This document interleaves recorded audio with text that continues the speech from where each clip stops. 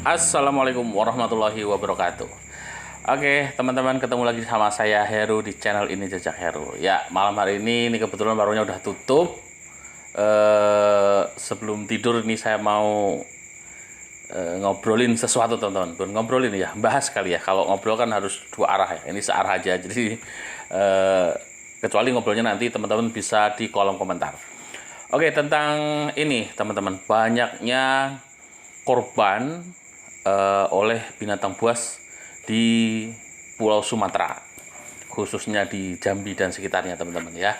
Dan kebetulan kemarin kan beberapa hari yang lalu itu viral begitu di medsos tentang seorang warga di Tanjung Jabung Barat Jambi, yaitu Zahra, umur 52 tahun, yang dimakan ular piton masuk ke dalam perutnya. Itu, teman-teman. Nah, jadi itu salah satu korban binatang buas ya, ular piton. Dan banyak sekali korban-korban yang lain yang menjadi korban binatang buas yang lain maksudnya ya. Oke, ini saya gambarkan saja. Kita mulai dari buaya, teman-teman. Buaya ini sering sekali memakan korban, baik yang sekedar luka atau sampai betul-betul meninggal begitu, teman-teman ya. Nah, ini paling banyak di tahun 2018 dan kebanyakan ini di Tebo, di kabupaten tempat kami tinggal, teman-teman.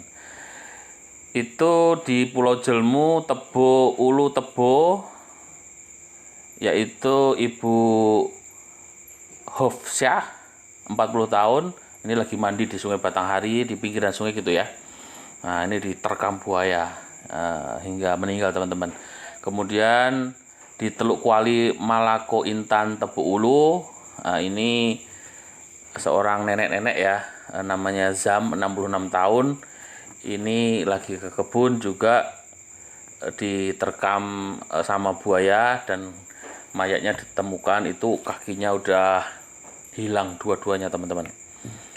Kemudian Samsidar, ini usia 60 tahun, ini juga warga Tebo. Kemudian ada Muslimin ya, 45 tahun, itu Aur Gading Bungu. Jadi di tahun 2018 itu ada setidaknya ada 6 orang atau warga Jambi yang menjadi korban keganasan buaya, teman-teman. Itu yang buaya ya. Ini sebenarnya di tempat-tempat lain ada ya, cuma ini saya ambil gambaran saja, teman-teman, sedikit saja gitu. Kemudian harimau. Jadi setelah buaya itu harimau, itu yang juga makan banyak korban. Tahun 2022 ini yang paling banyak, teman-teman, yang saya ketahui ya. Ya, tahun-tahun sebelumnya ada juga, tapi ini tahun 2022 ini cukup banyak ini. Di Kabupaten Pelawan Riau itu ada Seha Sopiana BR Manik, 44 tahun, ini meninggal dunia, teman-teman. Kemudian masih di Pelawan itu ada Adi Saputra, 37 tahun, ini luka agak parah ini. Kemudian di Muaro Jambi, kejadiannya di Muaro Jambi itu namanya Bima, 19 tahun, ini meninggal, teman-teman. Kemudian 47 tahun itu Muhajir, luka-luka, ini di Aceh. Kemudian di Tapanuli ada Saipul Ritonga, usia 60 tahun. Oke, itu, teman-teman, harimau ya. Terus ya, yang terakhir 2021 kemarin ada di Sarolangun, Jambi, itu Tamirani, ini luka-luka, usia 57 tahun. Itu korban-korban harimau, teman-teman. Yang selanjutnya adalah gajah. Nah, gajah ini juga sering ngamuk, teman-teman, dan di Tebo ini tahun 2012 ini ngamuk. Terus yang kemarin tahun 2021 ini seorang kepala dusun di Tebo itu diinjak oleh gajah, patah tulang rusuknya, dirawat 3 hari di rumah sakit, akhirnya meninggal juga.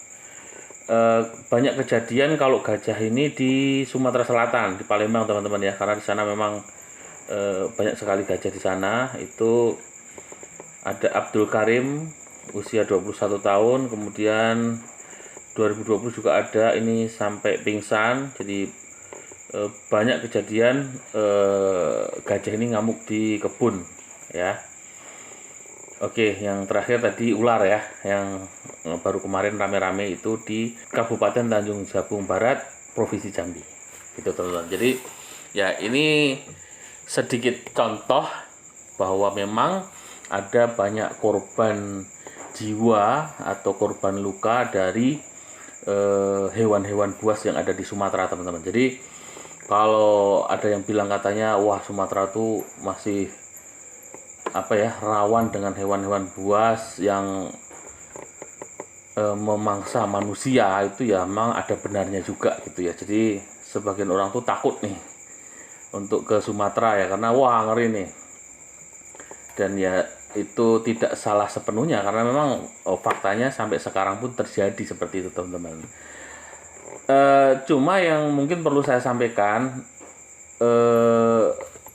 gini teman-teman, memang itu terjadi, tetapi ada beberapa hal yang barangkali perlu diketahui juga, bahwa yang pertama, ini rata-rata kejadian-kejadian seperti ini itu lokasinya di dekat-dekat hutan, di pinggiran hutan, teman-teman. Misalnya nih yang di Riau dan banyak tempat itu yang harimau nerkam manusia, itu rata-rata yang jadi korban itu karyawan di perusahaan. Jadi perusahaan perkebunan, teman-teman, lagi buka kebun atau lagi ya pokoknya ngerjakan satu pekerjaan perusahaan di perkebunan. Nah itulah yang jadi sering jadi korban gitu, karena perkebunan perusahaan itu rata-rata ya lokasinya di dekat-dekat hutan ya. Kalau hutan yang ada sekarang yang ada di Jambi itu Taman Nasional Kerinci Seblat di Kerinci, kemudian Taman Nasional Bukit 30, Bukit 12, nah di sekitaran itu, teman-teman. Nah gajah juga seperti itu. Biasanya gajah itu juga ngamuk di kebun-kebun yang masih dekat dengan hutan.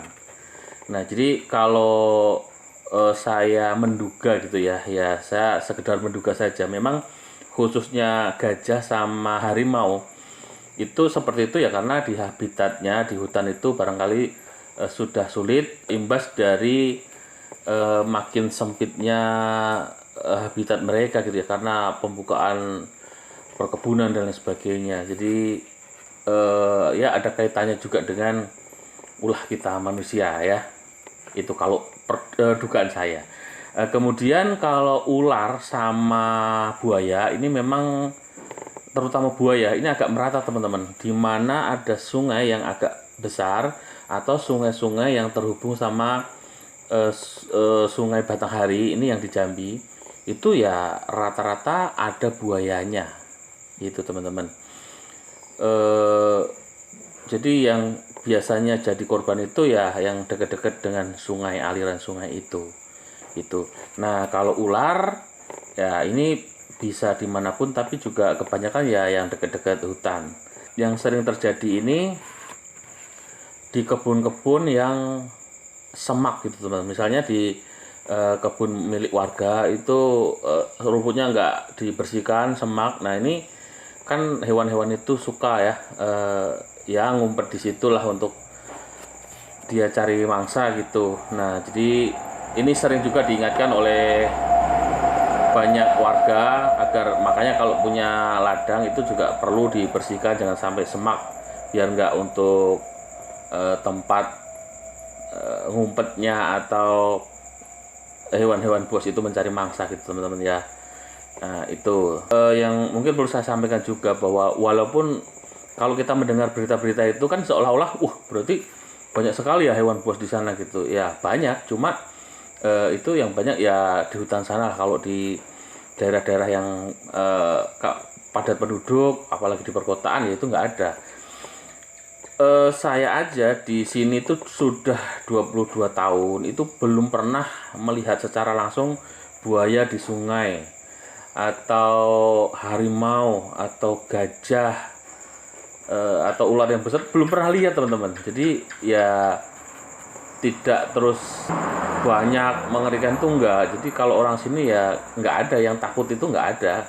Jadi itu yang ada tuh di deket-deket hutan gitu ya, kecuali buaya. Kalau buaya memang di sini pun di desa saya Tirta Kencana itu ada sungai namanya Sungai Alai.